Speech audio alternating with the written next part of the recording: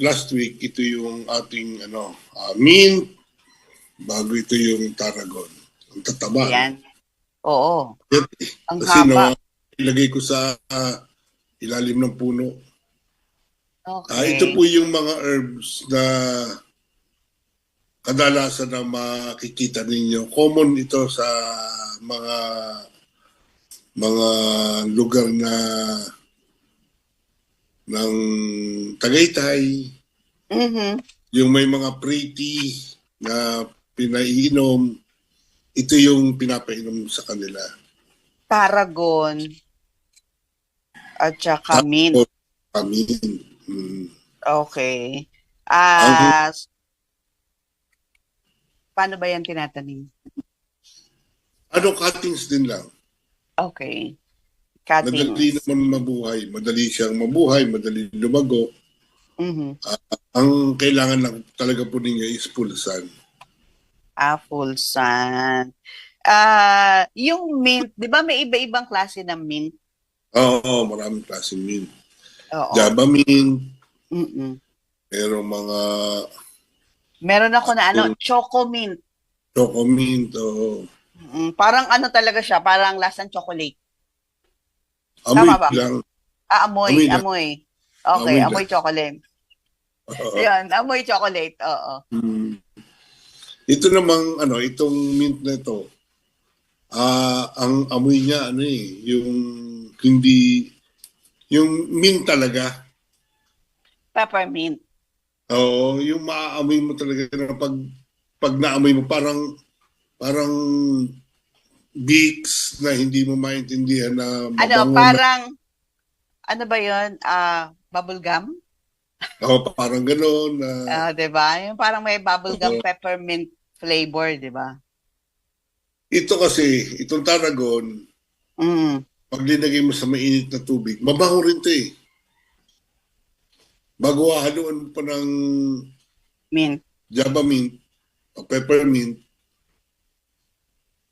pag nagtitika yung umiinom ng kape. Oo. Ng kape, ng tea. Umiinom ka ng tea.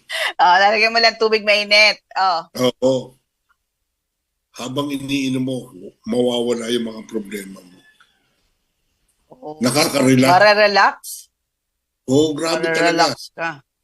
Taamoy pa lang, marirelax ka na. Okay, so tandaan natin yan. Mint at saka tarragon. Maganda pa sa digestive system natin.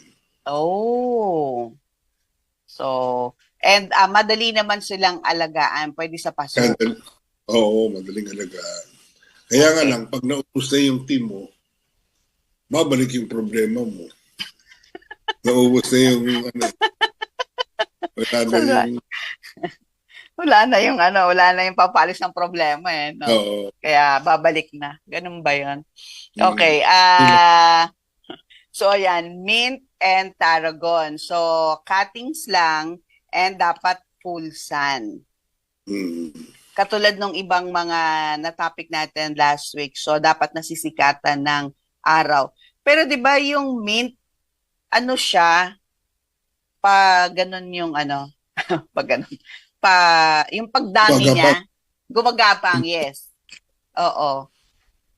Oo, merong karamihan ng mint talaga gumagapang.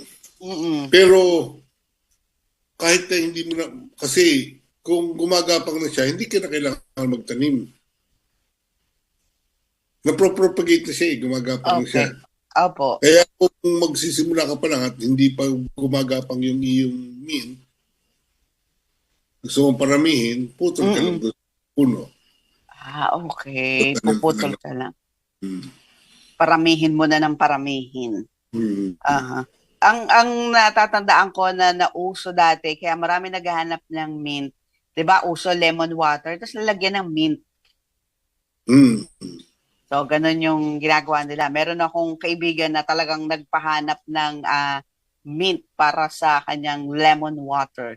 Yun daw magandang combination. So, ayan. Pwede pala tarragon tsaka mint. Gawing tea. So, fresh leaf, lalagyan mo lang ng mainit na tubig. Bagong kulo. bagong kulo. Pero hindi mo siya papakuluan. Hindi na.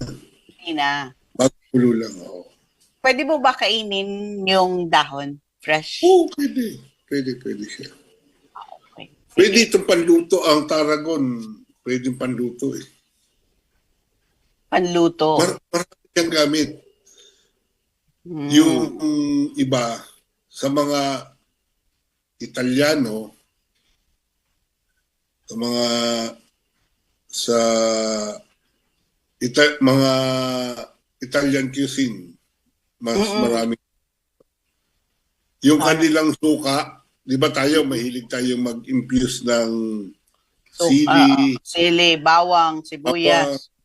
Oo, gano'n. Sila, ito ang linalagay. Tarragon. Oo. Oh. Ano kay lasa? Sige, try natin. Yung lasa, walang pagkakaiba. Yung bango. Okay. Bango. Okay. Sige, tingnan natin yan. So, subukan natin yan. So, ayan po. Kasi last week, ang topic natin ay tungkol sa herbs. No? And, yan yung mint. Para may pasample si Kuya Ramil. Yan, mint and tarragon. Yung mataas po, yan po yung tarragon. Tarragon. Ayan. Mint. Okay. So, ayan. Java mint yan, Kuya Ramil. Okay. Sige. Thank you.